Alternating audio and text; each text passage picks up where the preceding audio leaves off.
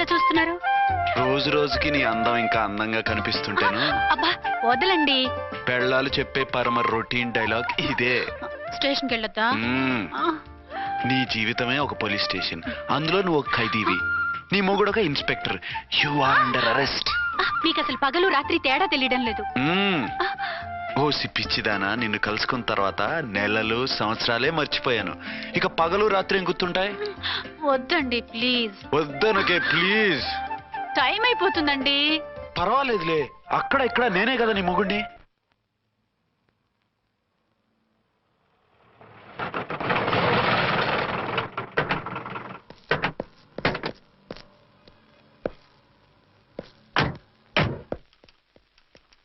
Sir sir SP గారు వచ్చారు.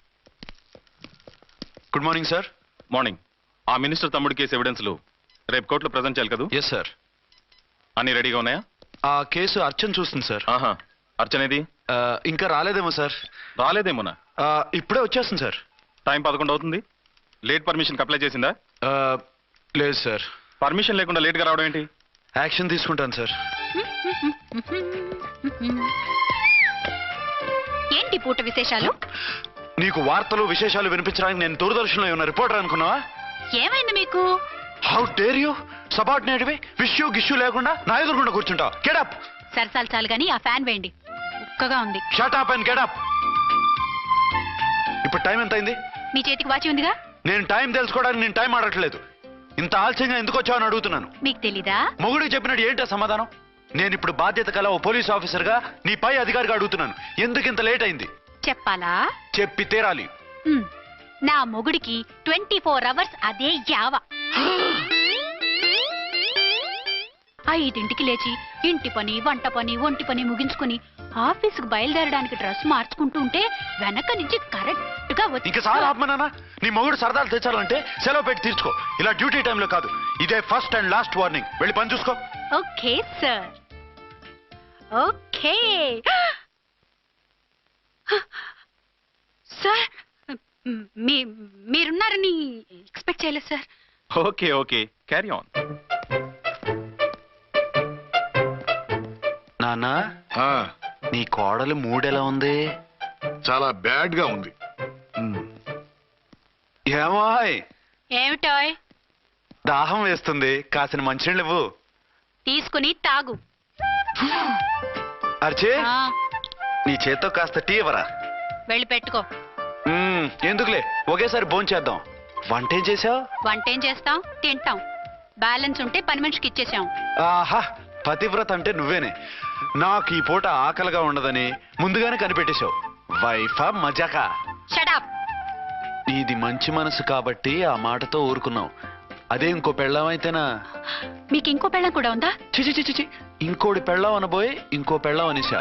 ఏంట్రా, కోపమా? కాదు, తాపం. అయితే నేను తీర్చేస్తాగా. నన్ను ముట్టుకోకండి. అయ్యో, ఏ పొద్దున ఎస్పీ గారి ముందు అంత బిల్డప్ ఇవ్వాలా? ఏదో ఒకటి సర్ది చెప్పచ్చుగా. అక్కడికి మీరేదో సిన్సియర్ అయినట్టు, నేను చావటన్ అయినట్టు. అంటే చట్టానికి ధర్మానికి అదేంటి కింద పడుకున్నావు? చట్టానికి ధర్మానికి విలువ ఇవ్వాలి కదా. మీరు సిఐ గారు, మేము ఎస్ఐలం. మీరు పైన ఉండాలి, నేను కింద ఉండాలి. చిచి చిచి చిచి చి, అది బయట చెప్పే డైలాగు. భార్యా బిడ్డల కన్నా బాధ్యత గొప్పది కాదుగా. ఇది ఇంట్లో చెప్పే డైలాగ్. పడగొట్టి పని గడుపుకునే మగ మాటలు మాట్లాడకండి.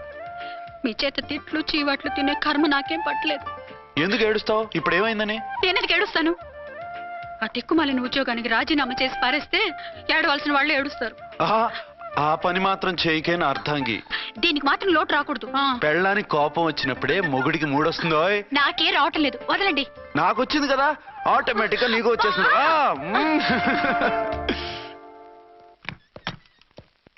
అర్చన సార్, ఈ రోజు నా మినిస్టర్ తమ్ముడి కేసు ఫైనల్ హియరింగ్ అవుతుంది. ఎవిడెన్స్ అన్ని పక్కగా ఉన్నాయి కదా? సార్.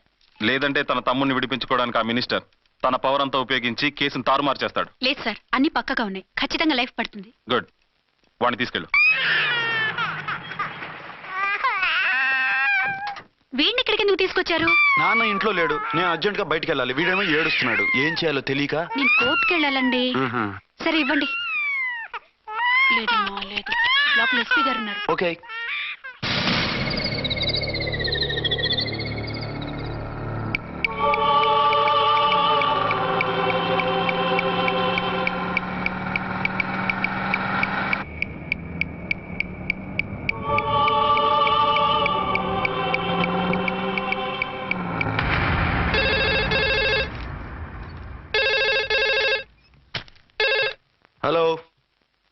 ఎస్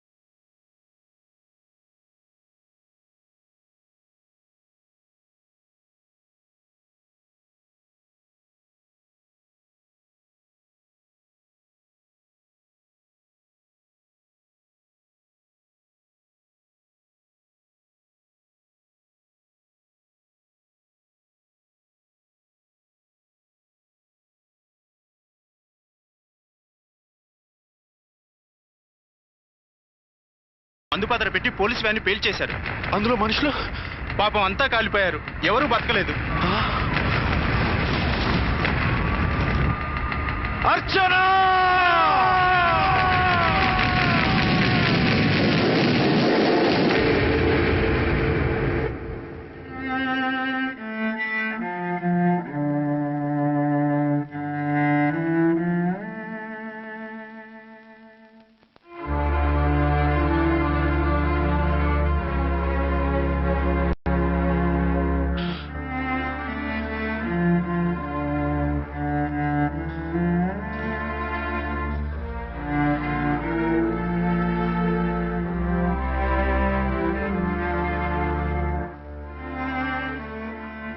రెండేళ్లు పైనైంది వాళ్ళు నీకు దూరమై. ఇంకెన్నాళ్ళు ఇలా బాధపడతావు బాబు? నేను ఇలా చూస్తూ నేను తట్టుకోలేనురా. నువ్వు మళ్ళీ మామూలు మనిషి కావాలి. నువ్వు మళ్ళీ పెళ్లి చేసుకోవాలి. నాన్న, అవునరా. మరో పెళ్లి చేసుకుని నా అర్చనకు ద్రోహం చేయలేను. నిద్రాహారాలు మానేసి ఇలా కుమిలిపోతూ పిచ్చివాడు అయిపోయి మాకు ద్రోహం చేస్తావా? నిన్ను అర్చన్ని మర్చిపోమని చెప్పటం లేదు బాబు.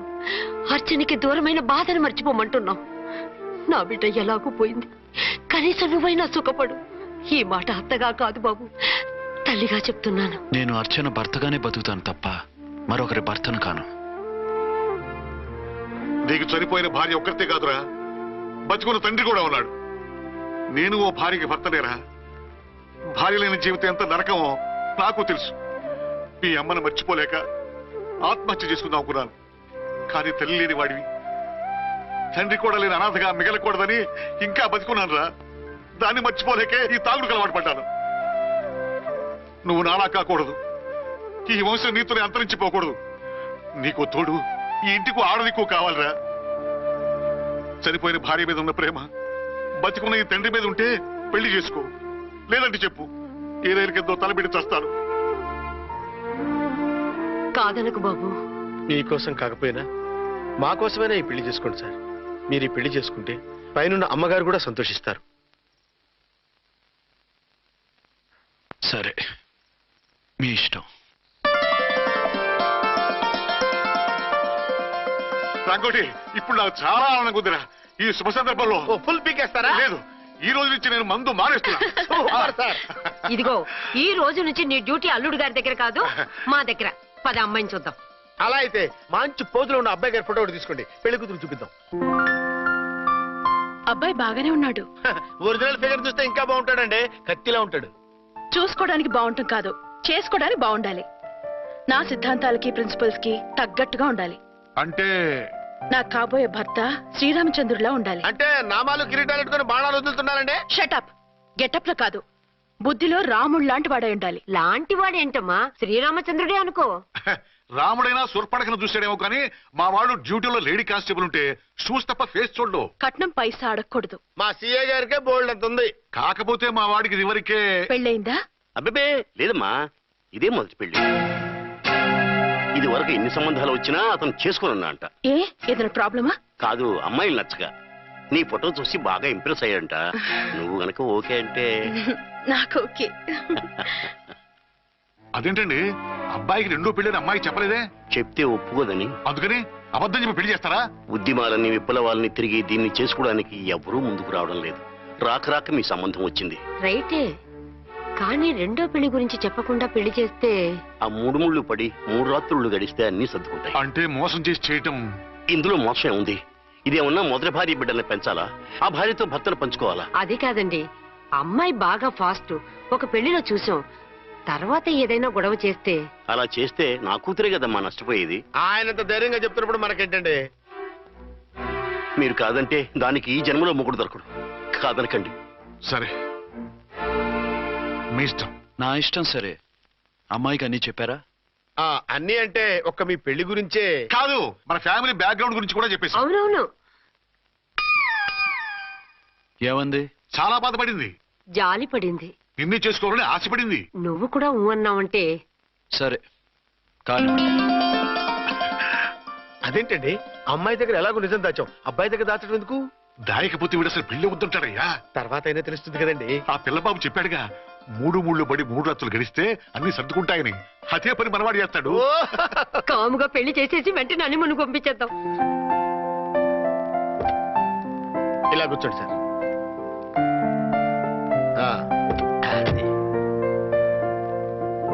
Happy honeymoon. Thank you.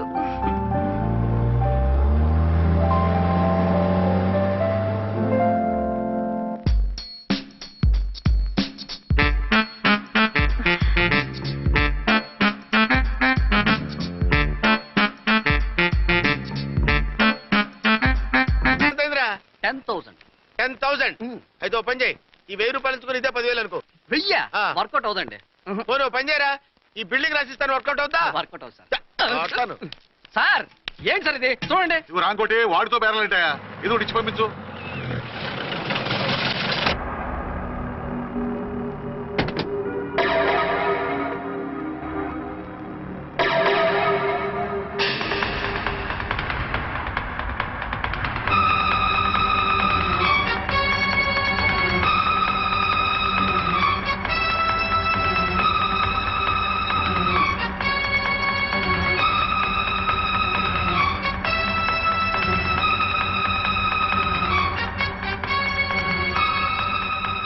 మావయ్య, అమ్మా, రాంకోటి. అచ్చనా, నువ్వు చనిపోలేదు మావయ్య, బతికే ఉన్నాను. ఆయన ప్రేమే నన్ను బతికించింది. బాబు, మీ మనవడు. రారా. ఇన్నాళ్ళు ఎక్కడున్నావు? మర్చిపోయావా? ఏమైపోయావు? ఆ వివరాలన్నీ తర్వాత చెప్తాను. ఆయనేరే లోపలన్నారా? లేరు మేడం, ఏం ఆఫీస్కి వెళ్ళారా? ఊటీకి వెళ్ళారు. డ్యూటీ మీద వెళ్ళారా? అవునమ్మా, డ్యూటీ మీద వెళ్ళారు. అక్కడ ఏ హోటల్ ఎదిగారు? తాజ్ రెసిడెన్సీ. నువ్వు లోపలికి పోదమ్మా, మాట్లాడుకుందాం. లేదమ్మా, నేను ముందు ఆయన్ని చూడాలి. నేను ఇప్పుడే ఊటీ వెళ్తాను. ఎందుకమ్మా? 2-3 రోజుల్లో వాడు వచ్చేస్తాడు. 2 ఏళ్లు ఆయన చూడకుండా శవంలా బతికాను. ఇక 2 క్షణాలు కూడా ఆయన చూడకుండా ఉండలేను మావయ్య. అది కాదమ్మా. నా మాట వినమ్మా.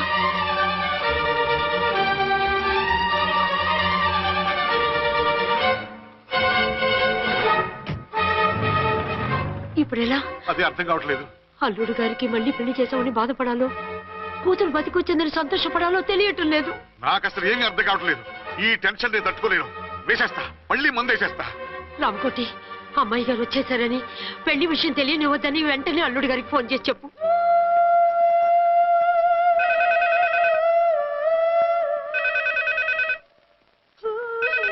ஹலோ. நான் என்ன ஆறுமுகம் பேசுறேன். அங்க டன் டீ பொடி அனுப்ப சொல்லியாச்சு. இது வரல என்னாச்சு? ఏయ్, రాంగ్ నెంబర్ అయ్యా.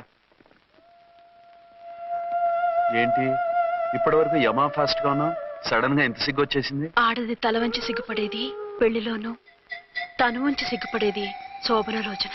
అలాగా.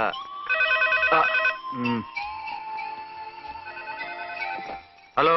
Send one large whiskey to room number 201. Hey, this is not room service. Good evening, sir. May I help you? We are busy. Don't give any phone calls till morning, okay? Okay, sir. I will give instructions to the operator. Have a nice sleep. Good night, sir. Thank you. Okay. Hello. ఎవరు sir? Hyderabad నుంచి విక్రాంత్ గారని వచ్చారు, ఆయన connection ఇవ్వండి. Sorry sir, ఆయన morning దాకా ఎవరికి connections ఇవ్వద్దన్నారు. నా ఫోన్ వస్తుందని ఎక్స్పెక్ట్ చేస్తున్నాడు ఆయన. త్వరగా ఇవ్వండి. No sir, we're very sorry. Urgent రా మొగడా, లేకపోతే నీ పేరు చెప్పుకొని కాపురాలు కూలిపోతాయి. కూల్తే కూలాయి, మా హోటల్కి మాత్రం బ్యాడ్ టాక్ రాకూడదు. Bye. Hello hello hello hello. అయిపోయింది. ఇప్పుడు ఈ 3వ ప్రపంచ యుద్ధాన్ని ఆపేది ఎలాగా? ఫ్లైట్లో వెళ్ళిపోతే కరెక్ట్. ఇదిగో మొత్తం సిగ్గంతా అప్పుడే ఖర్చు పెట్టేకు, ఇంకా 2 రాత్రులు పడాలి. లైట్ ఓ, ఓకే. వెలుగు పడుతోంది, ఆ కర్టన్ కూడా క్లోజ్ చేయండి.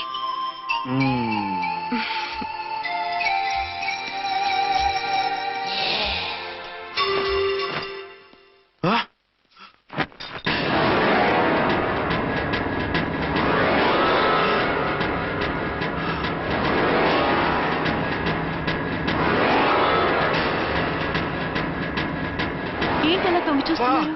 ఏం లేదు, ఇప్పుడే వస్తాను.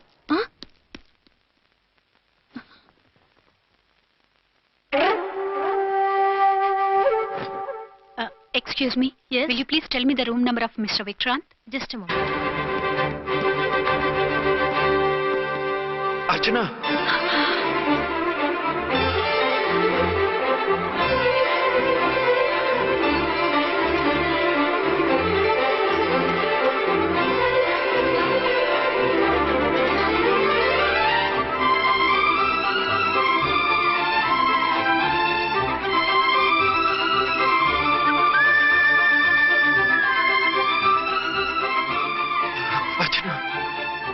నువ్వు నేనేనండి, మీ అర్చన్ని.